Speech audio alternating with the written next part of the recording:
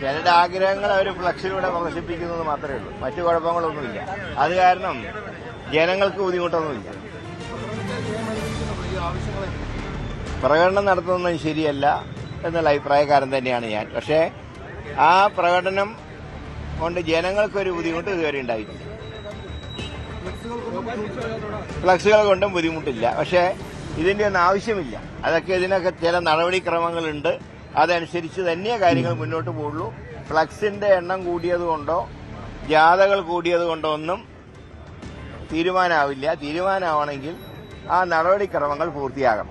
അത് ഏതാണ്ട് 24 മണിക്കൂറിനുള്ളിൽ പൂർത്തിയാവുന്നതാണ് ഡൽഹിയിൽ നിന്ന് കിട്ടുന്ന വിവരം.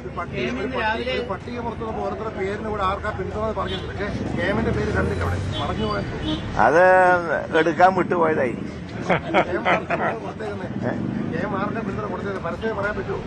ഞാൻ ഹൈക്കമാൻഡിന്റെ മുമ്പിൽ പറഞ്ഞ കാര്യങ്ങൾ ഞാൻ പരസ്യമായിട്ട് പറയില്ല. ഞാൻ എന്റെ നിയോജകമണ്ഡലത്തിന്റെ വികാരം അവിടെ അവതരിപ്പിച്ചത്, എന്നോട് ജനങ്ങൾ പറഞ്ഞ കാര്യം അത് ഞാൻ അവിടെ വ്യക്തമായിട്ട് ഞാൻ സൂചിപ്പിച്ചിട്ടുണ്ട്.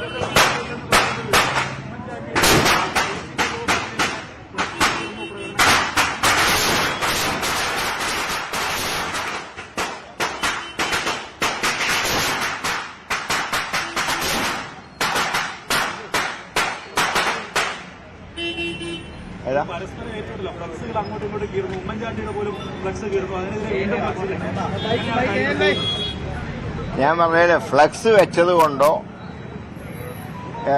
ജാഥ നടത്തിയത് കൊണ്ടോ ഒന്നും തീരുമാനം വരില്ല. തീരുമാനം ആവേണ്ട സമയത്താവും. അവരാരും കോൺഗ്രസ്സുകാരല്ല. അങ്ങനെ ഫ്ലക്സിൽ തുപ്പുന്നവരുടെയൊക്കെ അത് അവരുടെ സംസ്കാരത്തിന്റെ ഭാഗമാണ്. എന്താണ് എന്താണ് മാനദണ്ഡമാക്കേണ്ടത്? MLA-മാരുടെ നമ്പേഴ്സാണോ, സീനിയോറിറ്റിയാണോ, ജനപിന്തുണയാണോ? എന്താണ് മാനദണ്ഡമാക്കേണ്ടത്? സീനിയോറിറ്റി ഒന്നും പാർട്ടിക്കകത്ത് പലപ്പോഴും നോക്കിയിട്ടില്ലല്ലോ. സീനിയോറിറ്റി ഒന്നും പ്രശ്നമൊന്നുമല്ല. MLA-മാരുടെ ഭൂരിപക്ഷം നോക്കണം, ഘടകകക്ഷികളുടെ അഭിപ്രായം നോക്കണം. ഇതൊരു സിംഗിൾ പാർട്ടി ഗവൺമെന്റ് അല്ല, ഇതൊരു കൊയിലീഷൻ ഗവൺമെന്റാണ്. സ്വാഭാവികമായും ഘടകകക്ഷികളുടെ അഭിപ്രായം കൂടെ ആരായി. സാർ നമസ്കാരം. നമസ്കാരം. കേരളത്തിന് വിടാതെ പിടികൂടിക്കൊണ്ടിരിക്കുന്ന, അല്ലെങ്കിൽ കേരളം ഇപ്പോൾ ഒരു വിവാദ ചുഴിയിലാണ്. മുഖ്യമന്ത്രി പ്രശ്നം തന്നെയാണ്. എവിടെയും ചർച്ച മറ്റൊന്നുമില്ല. എല്ലാ മാധ്യമങ്ങളും മുഖ്യമന്ത്രി ആരായിരിക്കും, ഹൈക്കമാൻഡ് എന്ത് തീരുമാനം കൈക്കൊള്ളുന്നു എന്നുള്ളത് തന്നെയാണ്. ഇന്ന് ഇപ്പോൾ കേരളത്തിലും മുതിർന്ന നേതാക്കൾ ഇക്കാര്യത്തിൽ അവരുടെ അസ്വസ്ഥതകൾ പ്രകടിപ്പിച്ചിട്ടുണ്ട്. പരസ്യമായി തന്നെ മാധ്യമങ്ങളെ കാണുമ്പോൾ അവർ ചോദിക്കുന്ന ചോദ്യങ്ങൾക്ക് നീതിയുക്തമായ രീതിയിൽ അവർക്കൊരു മറുപടി പറയാൻ സാധിക്കുന്നില്ല. കാരണം അത് തങ്ങളുടെ സംഘടനയുടെ കെട്ടുറപ്പിനെ ബാധിക്കുമോ എന്നുള്ളത് ആ ഒരു സംശയം കാരണം പലരും അഭിപ്രായമുണ്ടെങ്കിൽ പുറത്തു പറയുന്നില്ല. കേരളം ആദരവോടുകൂടി ലീഡർ എന്ന് വിളിച്ചിരുന്ന കെ കരുണാകരന്റെ മകൻ കെ മുരളീധരൻ, നിയുക്ത MLA, അദ്ദേഹത്തെ കണ്ടപ്പോഴും മാധ്യമങ്ങൾ ചില ചോദ്യങ്ങൾ ചോദിക്കുകയുണ്ടായി. ആരായിരിക്കണം കേരളത്തിലെ മുഖ്യമന്ത്രി എന്നുള്ളത്, ആ ചോദ്യത്തിന് അദ്ദേഹം അവരോട് പറഞ്ഞ മറുപടി അത് ഞാൻ ഹൈക്കമാൻഡിനോട് വ്യക്തമാക്കിയിട്ടുണ്ട്. ആ ഹൈക്കമാൻഡിനോട് അങ്ങനെ പറഞ്ഞ കാര്യങ്ങൾ പരസ്യമായിട്ട് മാധ്യമങ്ങളിലൂടെ വെളിപ്പെടുത്താൻ സാധിക്കില്ല. അത് പറയാൻ എനിക്ക് ധൈര്യക്കുറവുണ്ടായതുകൊണ്ടല്ല, അത് ചില കെട്ടുറപ്പുകളെ ബാധിക്കും എന്നുള്ളത് കൊണ്ടാണ്. പിന്നീട് ഒരിക്കൽ ഞാനത് പറയാം എന്ന് അദ്ദേഹം പറഞ്ഞു. എന്നാൽ കൂടുതൽ ഫ്ലക്സ് വയ്ക്കുന്ന ആളുകളോ കൂടുതൽ തെരുവിൽ ഏതെങ്കിലും നേതാവിന് വേണ്ടി പ്രകടനം നടത്തുന്ന ആളുകളുടെയോ എണ്ണം നോക്കിയിട്ട് ഒരു കാരണവശാലും ഹൈക്കമാൻഡ് മുഖ്യമന്ത്രിയെയോ പ്രധാനമന്ത്രിയെയോ എല്ലാം തീരുമാനിക്കുന്ന രീതിയല്ല കോൺഗ്രസിനകത്തുള്ളത് എന്ന് മുരളീധരൻ വ്യക്തമാക്കി. ഇവിടെ കൂടുതൽ MLA-മാർ കൈപൊക്കിയുകൊണ്ട് ഒരാളെ മുഖ്യമന്ത്രിയാക്കില്ല. ഘടകകക്ഷികളുടെ അഭിപ്രായം നോക്കും, പൊതുജന അഭിപ്രായം നോക്കും, അതുപോലെ തന്നെ ആരാണ് സംഘടനയ്ക്ക് വേണ്ടി വിയർപ്പൊഴുക്കിയിട്ടുള്ളത് എന്നുള്ളത് നോക്കും. ഇനിയിപ്പോൾ സീനിയോറിറ്റിയുടെ പ്രശ്നം പറയുകയാണെങ്കിൽ സീനിയോറിറ്റി ഒന്നും ഇക്കാര്യത്തിൽ യാതൊരു തരത്തിലുള്ള വിഷയങ്ങളില്ല. സീനിയോറിറ്റി ഉണ്ടെന്ന് പറയുന്ന ചില നേതാക്കളോട് ചില ആളുകൾ കാണിച്ച കാര്യങ്ങളൊന്നും കോൺഗ്രസിന് ഇപ്പോഴും മറക്കാൻ സാധിക്കില്ല എന്ന് അദ്ദേഹം പറയുമ്പോൾ, മുഖ്യമന്ത്രി സ്ഥാനത്തിന് വേണ്ടി വാശിയോടുകൂടി രംഗത്തുള്ള രമേശ് ചെന്നിത്തലയ്ക്കുള്ള ഒരു മറുപടി കൂടിയാണ്. അതായത് തിരുവഞ്ചൂർ രാധാകൃഷ്ണന്റെ കയ്യിൽ നിന്നും ആഭ്യന്തര വകുപ്പ് മന്ത്രി സ്ഥാനം NSSന്റെ ഇടപെടലോടുകൂടി രമേശ് ചെന്നിത്തലയ്ക്ക് വന്നു ചേർന്ന കാര്യമൊക്കെയാണ് അദ്ദേഹം അതിലൂടെ പങ്കുവച്ചത്. എന്തായാലും മുരളീധരൻ കൃത്യമായൊരു നിലപാട് തുറന്നു പറഞ്ഞിരിക്കുന്നു. ജനകീയ സമ്മതനായ, പണിയെടുത്ത, പട നയിച്ച ആളുകൾക്ക് വേണം കൂലി കൊടുക്കാൻ. ജനപ്രിയ നേതാവായിരിക്കണം. കൈ പൊക്കുന്നവരുടെ എണ്ണം നോക്കി മാത്രം അത് സ്ഥാപിക്കാൻ പാടില്ല എന്ന് മുരളീധരൻ പറയുമ്പോൾ അക്ഷരാർത്ഥത്തിൽ ഹൈക്കമാൻഡിനും അദ്ദേഹം ഒരു സൂചന കൊടുക്കുകയല്ലേ ചെയ്തത്. അതായത് കെ മുരളീധരൻ പരിണിതപ്രജ്ഞനായ എക്സ്പീരിയൻസ് ഉള്ള ഒരു നേതാവാണ്. മുമ്പ് KPCC പ്രസിഡന്റ് ആയപ്പോൾ എടുത്ത അപക്വമായ തീരുമാനം കാരണമാണ് അദ്ദേഹത്തിൻ്റെ രാഷ്ട്രീയ ഭാവി തന്നെ അടഞ്ഞുപോയത്. അദ്ദേഹത്തിന് അറിയാം, ആ കാലഘട്ടത്തിൽ 2001-2005 കാലഘട്ടത്തിൽ AK ആന്റണി മുഖ്യമന്ത്രിയായിരിക്കുന്ന സമയത്ത് അദ്ദേഹം ഇവിടുത്തെ KPCC പ്രസിഡന്റായിരുന്നു. കത്തിപ്പടർന്നുകൊണ്ട് അന്നത്തെ മന്ത്രിസഭയ്ക്ക് പിന്തുണ പ്രഖ്യാപിച്ച് കൃത്യമായി ഉരുളയ്ക്കൊപ്പേരി കൊടുത്ത് ഓരോ ദിവസവും അദ്ദേഹം മുന്നണിയെ നയിച്ച ഒരാളായിരുന്നു. KPCC കോൺഗ്രസിനെ നയിച്ച ആളായിരുന്നു. അങ്ങനെയുള്ള ആൾക്ക് അബദ്ധം പറ്റിയതാണ്. അദ്ദേഹം DICക്ക് ചാടുകയും പിന്നീട് തിരിച്ചിങ്ങോട്ട് വരികയും ഇവിടെ ചാടിയപ്പോൾ മന്ത്രിയായി അദ്ദേഹം വന്നപ്പോൾ വടക്കാഞ്ചേരിയിൽ മത്സരിച്ചപ്പോൾ വലിയ ഭൂരിപക്ഷത്തോടെ ജയിച്ച സ്ഥലത്ത് തലകുത്തി മറഞ്ഞു വീണു എന്നുള്ളതും ചരിത്രമാണ്. ആ ചരിത്രത്തിൽ നിന്ന് പാഠം ഉൾക്കൊണ്ടുകൊണ്ടാണ് പിന്നീട് കെ മുരളീധരൻ യാത്ര ചെയ്തത്. അദ്ദേഹം പിന്നീട് കോൺഗ്രസിൽ വന്നിട്ട് പഴയ സ്ഥാനം തിരിച്ചു കിട്ടാൻ സകല പണിയും പയറ്റിയിട്ടും നടന്നില്ല. അന്ന് AK ആന്റണി ഉള്ള കാലത്ത് അദ്ദേഹം KPCC പ്രസിഡന്റായി തുടർന്നിരുന്നെങ്കിൽ കേരളത്തിൻ്റെ മുഖ്യമന്ത്രി ആകേണ്ട ആളായിരുന്നു. അതിനുള്ള കഴിവും സാമർഥ്യവും ധീരതയും തൻ്റെടവും ജനങ്ങളുടെ വിശ്വാസവും ഒക്കെ ഉള്ള ഒരാളാണ്.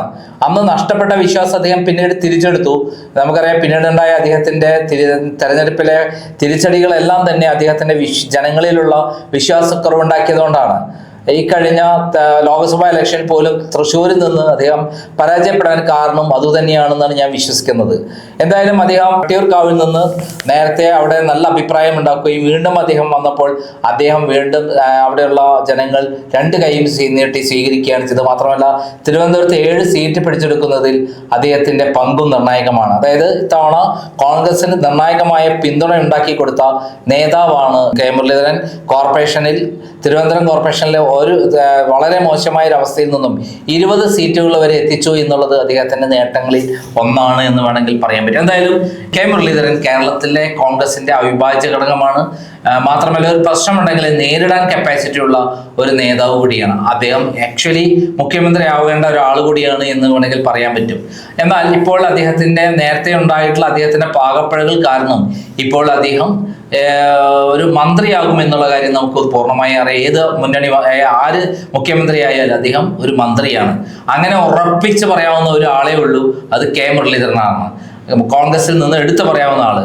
അപ്പം വേണുഗോപാൽ വന്നാലും VD സതീശൻ വന്നാലും അതേപോലെ രമേശ് ചെന്നിത്തല വന്നാലും കെ മുരളീധരൻ മന്ത്രിയാണ്. അത് അദ്ദേഹം അംഗീകരിച്ചിട്ടുണ്ട്. അദ്ദേഹം ഒരിക്കലും മുഖ്യമന്ത്രി ആവണമെന്ന് പറഞ്ഞിട്ട് ഇതുവരെ അതൊന്നും പറഞ്ഞിട്ടില്ല. പറയാത്തത് എന്താണ്? അദ്ദേഹത്തിന്റെ പക്വതയുടെ ലക്ഷണമാണ്. അദ്ദേഹത്തിന് അവകാശപ്പെടാവുന്നതാണ്, മുമ്പ് ഞാൻ KPCC പ്രസിഡന്റ് ആയതാണ്, ഞാൻ മുഖ്യമന്ത്രി ആവേണ്ടതായിരുന്നു എന്ന് പറഞ്ഞ് അദ്ദേഹം കൂടെ അവകാശവാദം ഉന്നയിച്ച് ഈ MLA-മാരെയൊക്കെ സ്വാധീനിക്കാൻ അദ്ദേഹത്തിന് കഴിയും. അദ്ദേഹം അത് ചെയ്തില്ല. പകരം കൃത്യമായി ഈ കഴിഞ്ഞ 5 വർഷം കഷ്ടപ്പെട്ട് ത്യാഗം ചെയ്ത ആരാണോ അദ്ദേഹമാണ് മുഖ്യമന്ത്രി ആവേണ്ടതെന്ന് പക്വതയോടുകൂടി പറഞ്ഞിട്ടുള്ള ആളാണ്. അദ്ദേഹം നിലപാട് കൃത്യമായി തന്നെ പറഞ്ഞു എന്ന് പറയുകയും അതോടൊപ്പം തന്നെ അദ്ദേഹം പറഞ്ഞിട്ടുള്ള എന്താണ്, ഈ ഫ്ലക്സ് വെച്ചത് കൊണ്ടോ കുറെ ജനക്കൂട്ടത്തെ സൃഷ്ടിച്ചത് കൊണ്ടോ അതിന് പരിഹാരമല്ല എന്നുള്ളതാണ്. സത്യത്തിൽ അതും പരിഹാരം തന്നെയാണ്. കാരണം ജനങ്ങൾ നീതി നിഷേധിക്കുമ്പോൾ തെരുവിലിറങ്ങും. അത് അങ്ങനെയാണല്ലോ ചരിത്രം. ലോകത്തിൽ മാറ്റം ഉണ്ടായിട്ടുള്ളത് അങ്ങനെ തന്നെയാണ്. പലതും പരിഹാരം ഉണ്ടായിട്ടുള്ളത് അതായത് ഇവിടെ നീതി നിഷേധം നടന്നു എന്നുള്ളത് സത്യമാണ്. നീതി നിഷേധം നടന്നു എന്ന് പറയുന്നത് കഴിഞ്ഞ തവണ പ്രതിപക്ഷ നേതാവായ ശേഷം VD സതീശൻ ഏറ്റെടുത്ത ശേഷം നടത്തിയിട്ടുള്ള ധീരമായ പ്രവർത്തനങ്ങൾ വഴി കേരളത്തിൽ UDF തകർന്നുപോയ UDF-നെ ഓരോ ഇലക്ഷനും വിജയിപ്പിച്ചു കൊണ്ടുവരികയും അതും വലിയ ഭൂരിപക്ഷത്തിനെ വിജയിപ്പിച്ചു കൊണ്ടുവരികയും സഭയ്ക്കകത്തും പുറത്തും പിണറായി വിജയനെ നേരിട്ട് ആക്രമിച്ച് ഈക്വൽ ഫൈറ്റ് നടത്തുകയും അത് ജനങ്ങളിൽ വളരെയധികം മതിപ്പുണ്ടാവുകയും അദ്ദേഹം നിലപാടുള്ള രാഷ്ട്രീയക്കാരനായി പ്രവർത്തിക്കുകയും അങ്ങനെ ജനങ്ങൾക്ക് നിഷ്പക്ഷരായ ആൾക്ക് ഈവൻ CPM-ലെ അണികൾക്ക് പോലും അദ്ദേഹത്തിന് സ്വീകാര്യനായ ഒരു നേതാവായി വളർന്നതിനെ കൊണ്ടാണ് UDF ഇത്രയധികം ഭൂരിപക്ഷത്തോടെ വിജയിച്ചത്. അതും അദ്ദേഹം ഒരാളും തന്നെ പ്രവചിക്കുന്നതിന് മുമ്പ് അദ്ദേഹം പ്രവചിച്ചിട്ടുണ്ട് 100-ൽ പരം സീറ്റുകളിൽ വിജയിക്കുക. അത് തന്നെയാണ് 102 സീറ്റുകളോടെ UDF വിജയിച്ചു വന്നത്. അദ്ദേഹം എന്താണോ പറഞ്ഞത് അതാണ് കഴിഞ്ഞകാല ഇലക്ഷനിലും ഇപ്പോൾ നിയമസഭാ ഇലക്ഷനിലും വന്നിട്ടുള്ളത്. അങ്ങനെയുള്ള സന്ദർഭത്തിൽ UDF-നെ നയിച്ച സന്ദർഭത്തിൽ ജനങ്ങളുടെ സമ്പൂർണമായ പിന്തുണയും മുന്നണിയിലെ ഘടകകക്ഷികളുടെ പിന്തുണയുമുള്ള ഒരാൾക്ക് നിർബന്ധമായിട്ടും ആ കഷ്ടപ്പെട്ടതിന് പണിക്ക് കൂലി കൊടുക്കണം എന്ന പോലെ അദ്ദേഹം ത്യാഗപൂർണമായ പ്രവർത്തനത്തിന് UDF-നെ തിരിച്ച് വലിയൊരു വിജയത്തിന് കളമൊരുക്കിയ ആ ആൾക്ക് തന്നെ കണ്ടിന്യൂസ് ആയിട്ട് സ്ഥാനം കൊടുക്കണം, മുഖ്യമന്ത്രി സ്ഥാനം കൊടുക്കണമെന്നാണ് നീതിപരമായിട്ട് കെ മുരളീധരൻ പറയുന്നത്. പക്ഷേ സാർ, അവിടെ മറ്റൊരു കാര്യം കൂടി അദ്ദേഹം എടുത്ത് സൂചിപ്പിച്ചിട്ടുണ്ട്. അതായത് രമേശ് ചെന്നിത്തലയും മുഖ്യമന്ത്രി പദത്തിന് വേണ്ടി അദ്ദേഹം വലിയ വാശിയോടുകൂടി രംഗത്തുണ്ട്.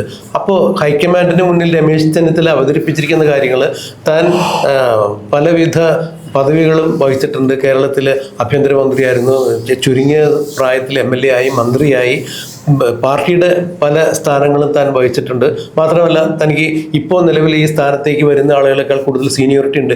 ഇനി ഒരു ടൈം തനിക്ക് കിട്ടില്ല, അതുകൊണ്ട് തനിക്ക് ഈ അവസരം തന്നെ എന്ന് പറയുമ്പോൾ ഈ PSC ടെസ്റ്റിൻ്റെ കാലാവധി കഴിയുമ്പോൾ 36 വയസ്സൊക്കെ കഴിയുമ്പോൾ അവർ ഇൻ്റർവ്യൂവിന് ചെല്ലുമ്പോൾ പറയും എൻ്റെ അവസാന ടൈമാണെന്ന് പറയും. അങ്ങനെ അവർ പലർക്കും ജോലി കിട്ടിയിട്ടുണ്ടെന്നാണ് പറയുന്നത്. പക്ഷേ ഇവിടെ രാഷ്ട്രീയത്തിൽ ഇത്തരത്തിലുള്ള കാര്യങ്ങൾ അദ്ദേഹം യഥാർത്ഥത്തിൽ അങ്ങനെ പറഞ്ഞിട്ടുണ്ടെങ്കിൽ അത് മുഖ്യമന്ത്രി ആവുക അല്ലെങ്കിൽ പ്രധാനമന്ത്രി ആവുക എന്നുള്ളതൊക്കെയാണോ പൊതുപ്രവർത്തനത്തിൻ്റെ അങ്ങേയറ്റത്തെ ലക്ഷ്യം? അതായത് ആരാണോ അവിടെ പ്രവർത്തിച്ച് വിജയിച്ചത് അവർക്കാണ് സ്ഥാനം കിട്ടുക. ഒരു കളിയിൽ പ്രായക്കൂടുതൽ കൊണ്ട് കളിയിൽ ജയിക്കാൻ പറ്റുമോ? പ്രായക്കുറവുള്ള ആൾക്കാരിക്കും കളിച്ച് കൃത്യമായി ഗോളടിച്ച് ജയിക്കുന്നത്. അതേപോലെയാണ് രാഷ്ട്രീയത്തിലും. 2016 മുതൽ 2021 വരെയുള്ള ഒരു കാലഘട്ടം അദ്ദേഹത്തിന് സുവർണാവസരം ഉണ്ടായിരുന്നു.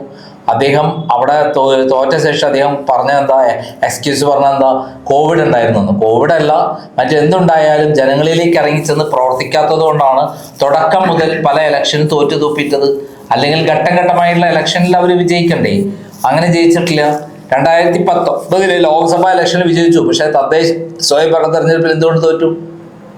അപ്പൊ അദ്ദേഹം അതിനൊക്കെ പറയുന്നത് പ്രതികൂലമായ കാലാവസ്ഥയായിരുന്നു. അല്ല, പ്രതികൂലമായ കാലാവസ്ഥ ഉള്ള സമയത്താണ്, കേരളത്തിൽ ഭരണമില്ലാത്ത അവസ്ഥയിലാണ്, മറ്റു പിന്തുണയൊന്നും ഇല്ലാത്ത അവസ്ഥയിലാണ് രമേശ് ചെന്നിത്തലയ്ക്ക് പകരം വന്ന VD സതീശൻ ഓരോ ഇലക്ഷനിലും ചെറിയ ജയമെല്ലാം ഉണ്ടാക്കിയിട്ടുള്ളത്.